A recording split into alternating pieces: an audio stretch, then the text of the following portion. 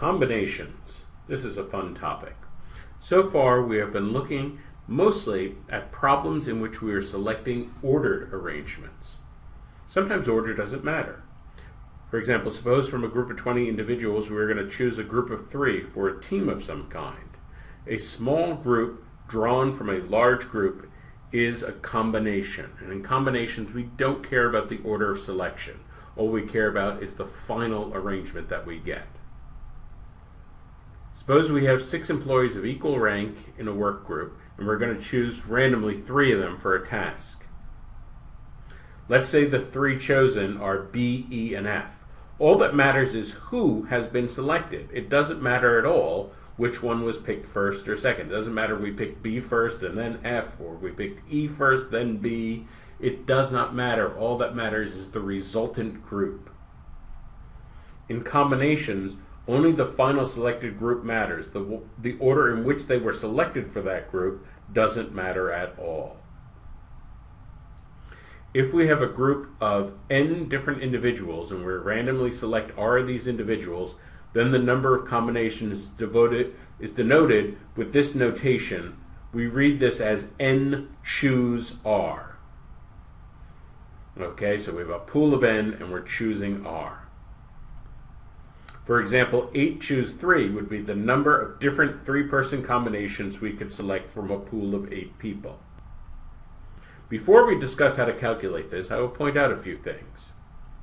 First of all, think about what 7 choose 1 means.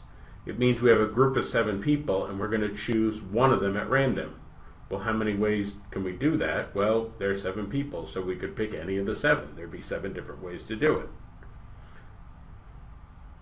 So it's a number of ways I can choose one person from a pool of 7, so it has to equal 7. And in general, n choose 1 has to equal n. That's important idea number 1. Now think about 10 choose 4. This is the number of different 4-person combinations we could select from a pool of 10. We'll talk about what 10 choose 4 equals in a minute. For now, notice that when we create a group of 4, we also automatically create a group of 6, the 6 people left behind who weren't chosen. Every group of 4 corresponds to a group of 6, so there must be the same number of them. In other words, 10 choose 4 must equal 10 choose 6. There's a 1-to-1 correspondence between groups of 4 and groups of 6 when we're choosing from a pool of 10. And similarly, 10 choose 3 would have to equal 10 choose 7, 10 choose 2 would have to equal 10 choose 8, and so forth. In general, if we select a group of R from a pool of n, we automatically create another group of n minus R folks who are left behind. Starting from a pool of n, there must be one group of n minus R for each combination of R. Therefore, n choose R must equal n choose n minus R. That's a very important formula, and that shows a deep symmetry to these ideas of combination, and these numbers that we get for combinations. Now we can discuss how to calculate 10 choose 4. Suppose we actually need the number. Think about 10 choose 4. We have a pool of 10 people, 10 different items, and we want to select 4. How many different sets of 4 could we pick? Well, with the fundamental counting principle, we'd start with that. We'd choose 10, then 9 choices for the second, then 8 for the third choice, and 7 for the fourth choice. So 10 times 9 times 8 times 7. But that would be correct if order mattered, but because order of the 4 selected didn't matter, we have to divide by 4 factorial. So 10 choose 4 is that product divided by 4 factorial. Multiply it out. We'll do a little canceling. Cancel the 9 and the 3. We get 10 times 3 times 7. So that would be 10 times 21, or 210. And so 10 choose 4 equals 210. That's how we actually calculate it. Now notice we got another one for free because, as we noted earlier, 10 choose 4 has to equal 10 choose 6. So 10 choose 4 equals 210, and 10 choose 6 equals 210 also. Here's a practice problem. Pause the video and then we'll talk about this. Okay, we have 12 different major rides. We can choose any of the 3 of them. So this is simply going to be 12 choose 3. So we just have to calculate 12 choose 3. So first we'll figure out we have 12 choices for the first one, 11 for the second, 10 for the third.